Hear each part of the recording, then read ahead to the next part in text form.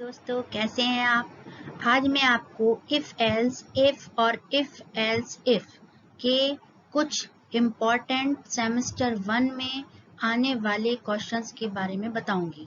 ये सारे question MCQ हैं। जैसा कि आपको पहले पता होगा कि इफ एल्स क्या होता है, सिंपल इफ क्या होता है और इफ एल्स इफ क्या होता है।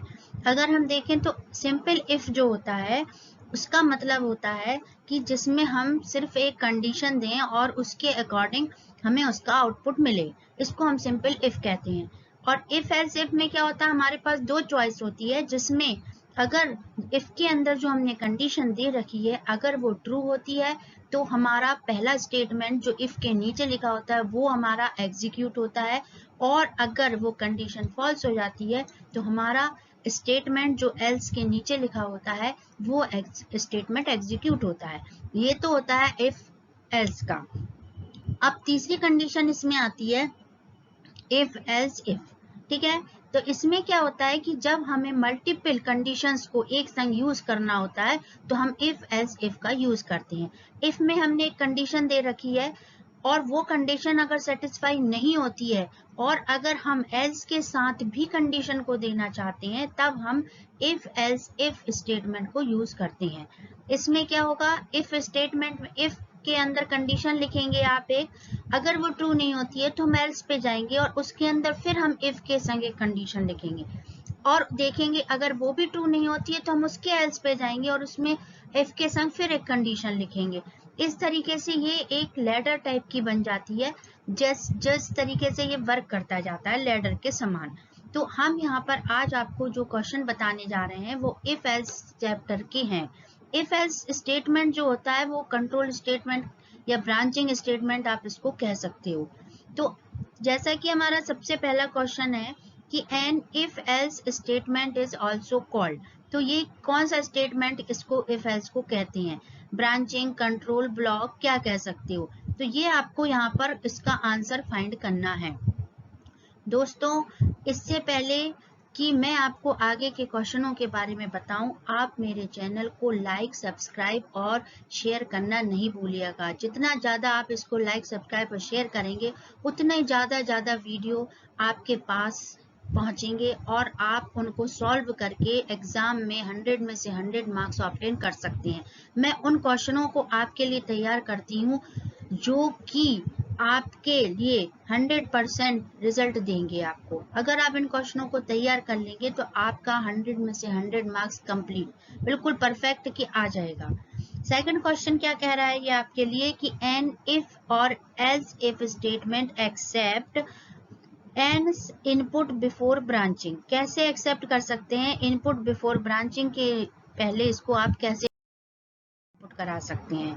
थर्ड क्वेश्चन में क्या है कि if statement in Java is also a, Java के अंदर इफ स्टेटमेंट को हम क्या कहते हैं, कौन सा स्टेटमेंट कहलाता है, बूलियन, कंडीशनल, इटरेटिव या ऑप्शनल। ये आपको यहाँ पे टिक करना है।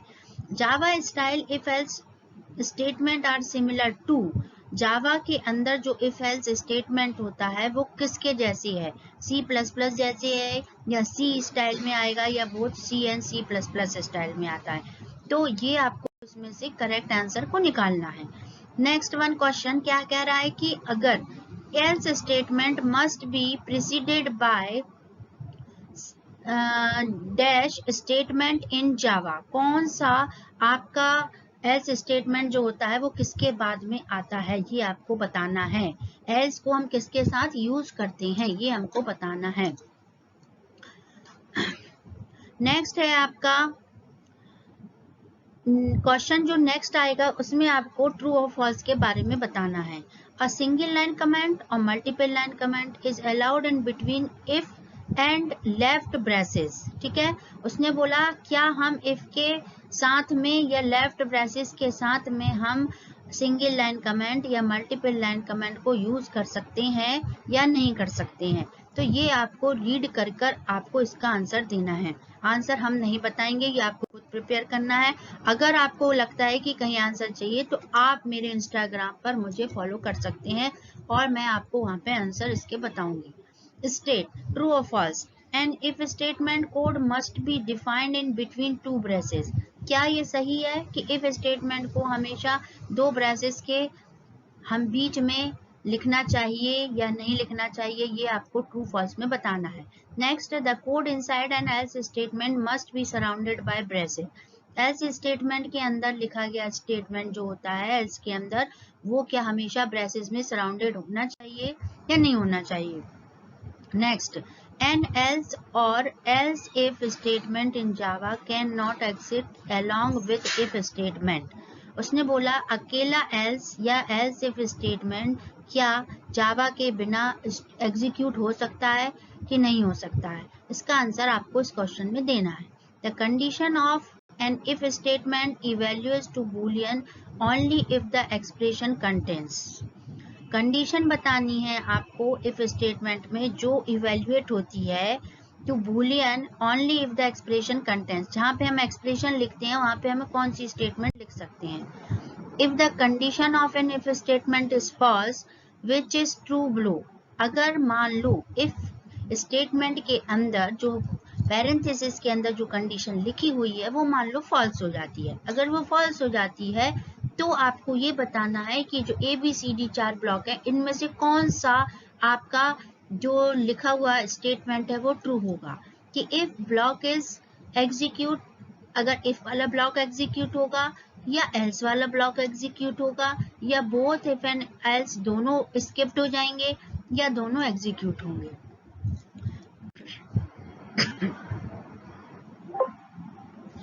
नेक्स्ट है an if else statement is better than a switch statement in which scenario blue। ठीक है, उसको बताना है कि if statement क्या बेटर है switch statement से, किस तरीके से वो बेहतर है, ये आपको यहाँ पर बताना है। What is the maximum number of else if statement that can present in between starting if and ending else statement। कितने स्टेटमेंट हम स्टार्टिंग इफ और एंडिंग इफ के बीच में लिख सकते, एल्स के बीच में हम लिख सकते हैं। ये यहाँ पर नंबर दिए हुए हैं, ये इनमें से आपको बताना है। Next one, what is the output of Java program with if statement. यहाँ पर एक प्रोग्राम दिया हुआ है, इसमें हमको उसका आंसर बताना है कि इसका आंसर क्या होगा। इफ के अंदर 1 लिखा है, ठीक है, और इसके अंदर ओपनिंग ब्रेस के अंदर हमने system dot out dot println में ओके लिखा हुआ और क्लोजिंग ब्रेस कर दिया है। अब आपको ये बताना है क्या हमारा आंसर ओके आएगा या कोई आउटपुट ही नहीं आएगा या कंपाइलर एरर आएगी या नन होगा। ठीक है, अब ये आप चेक करेंगे क्योंकि इफ के अंदर जो भी लिखा जाता है इफ के साथ वो हमेशा कंडीशन होनी चाहिए, तो यहाँ कोई कंडीशन नहीं है, तो इसका आंसर क्या होगा ये आपको यहाँ पर बताना है। What is the output of the Java program with if else statement। अब इसमें क्या कहा उन्होंने कि if, अगर if true है तो हम go लिखें, go हमारा प्रिंट हो जाए, और else में नहीं तो stop प्रिंट हो जाए। इसमें भी हमको चेक करके बताना है कि हमारा आंसर क्या आएगा, go आएगा, stop आएगा, कंपाइलर एरर होगी या नन होगा। अब आता है आपके पास what is the output of the Java program। अब इस जावा प्रोग्राम को हमको आंसर बताना है, कैसे होगा। इंट a बराबर 10, ठीक है, a बराबर हमने 10 दे दिया, a की वैल्यू हमारी 10 है। उसने कहा कि कंडीशन उसने ये लगाई कि अगर a की वैल्यू 9 होती है, कितनी होती है, अगर a की वैल्यू 9 होती है तो हमारा क्या प्रिंट हो जाएगा, ओके मास्टर। ठीक है, क्या प्रिंट होगा हमारा, ओके मास्टर। और अगर एल्स में नहीं तो क्या प्रिंट होगा, बाय। तो अभी आप यहाँ देख रहे होंगे कि हमारी कंडीशन जो है वो ट्रू नहीं हो रही है। a की वैल्यू 10 है और यहाँ पर a को कहा गया है 9 के इक्वल होना चाहिए, यानी ये कंडीशन फॉल्स हो गई। फॉल्स हो गई तो हम किधर चले जाएंगे, एल्स पे चले जाएंगे, और एल्स पे जाने पे हमको क्या प्रिंट करके देगा, ये बाय, यानी कि इसका आंसर जो होगा वो क्या होगा, बी होगा। अच्छा, अब आते हैं अपन स्विच केस के ऊपर। स्विच केसेस में क्या होता है, अ switch case statement in Java is a, कौन सा स्टेटमेंट कहलाता है, कंट्रोल स्टेटमेंट। कौन सा है, इटरेशन है, लूप है, सिलेक्शन है या जंप है। ठीक है, ये आपको यहाँ पर बताना है। And what is the alternative to switch in Java language. Switch statement का अल्टरनेटिव कौन सा है जावा लैंग्वेज के अंदर। अगर हम स्विच नहीं यूज कर रहे हैं तो उसकी जगह पे हम कौन सी स्टेटमेंट को यूज कर सकते हैं। Break, continue, for, while, if else, go to, exit, ये आपको यहाँ पर बताना है। Next, what are the keywords used to implement a switch case in Java language? कौन से कीवर्ड्स को हम यहाँ पर यूज करते हैं स्विच केस में? Switch case, default, break, all. ठीक है, अब आपको यहाँ पर बताना है कौन कौन से स्टेटमेंट इसमें हमारे यूज होते हैं, सॉरी कौन कौन से कीवर्ड्स यूज होते हैं। What are the parts of a switch in Java? कौन कौन से पार्ट्स हैं इसमें जो जावा के अंदर स्विच में यूज किए जाते हैं? Switch input condition, case constant, case statement या all. Next, a switch statement accept dash type of data as input. Switch statement में हम कौन सा टाइप ऑफ डेटा जो है वो इनपुट करा सकते हैं, ये आपको यहाँ पर बताना है। बाइट करा सकते हो, शॉर्ट करा सकते हो, इंट करा सकते हो, ऑल करा सकते हो, क्या करा सकते हो। A switch statement in Java accept as input statement input data। Switch statement क्या करता है? जावा के अंदर इनपुट डेटा के रूप में क्या क्या चीजों को वो एक्सेप्ट कर सकता है। Next, switch falls through occurs in Java only in the absence of. कौन सी चीज का एब्सेंस होने पर हमारा फॉल थ्रू कंडीशन बनती है? केस के लिए, ब्रेक की, डिफॉल्ट की, या कोई भी नहीं। ठीक है, तो ये आपको यहाँ पर पढ़ना है और इसका आंसर होगा break. What is the purpose of designing a switch case logic with a fall through in Java? क्यों हम ऐसा करते हैं? फॉल थ्रू जावा के थ्रू हम स्विच केस को ऐसे लॉजिक को डिजाइन करते हैं, वो क्या करता है? ये 4 कंडीशंस में से आपको एक को टिक करना है, जो आंसर सही होगा आपका। अब आते हैं ट्रू एंड फॉल्स पर। ट्रू फॉल्स क्या करा रहा है? ट्रू, चूज ट्रू और false. A switch can be use to compare value for high और लो। क्या ये सही है कि स्विच जो है वो हमेशा वैल्यू को कंपेयर करने के लिए हम यूज करते हैं? अगर सही है तो आप ट्रू पे क्लिक कर दीजिए और नहीं है तो फॉल्स पे क्लिक कर दीजिए। दूसरा, स्टेट ट्रू और false. It is allowed to use duplicate case constants inside a Java switch statement। क्या हम दूसरे डुप्लीकेट केस कंस्टेंट का मतलब है कि अगर हम कोई अल्फाबेट कैपिटल ए लिख रहे हैं, कैपिटल में लिख रहे हैं, तो क्या हम उसके संग उसको स्मॉल में भी लिख सकते हैं? क्या जावा में हम ऐसा स्विच केस में कर सकते हैं? अगर कर सकते हैं तो ट्रू होगा, नहीं तो फॉल्स होगा। Switch works faster than the if else ladder in Java. क्या ये सही है कि स्विच जो है वो तेजी से काम करता है इफ एल्स लैडर की बजाय? Choose the correct statement above Java switch statement. A switch can contain another switch statement. Switch case statements are allowed inside. If else ladder, switch statements are allowed. Loop like for, while, do while and all। इनमें से आपको जो correct answer है उसको click करना है।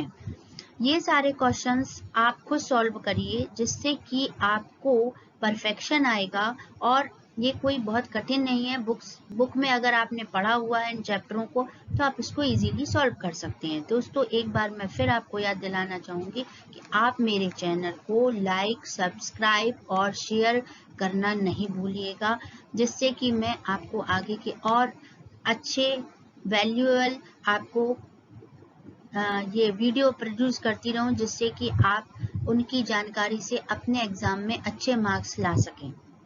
Thank you so much.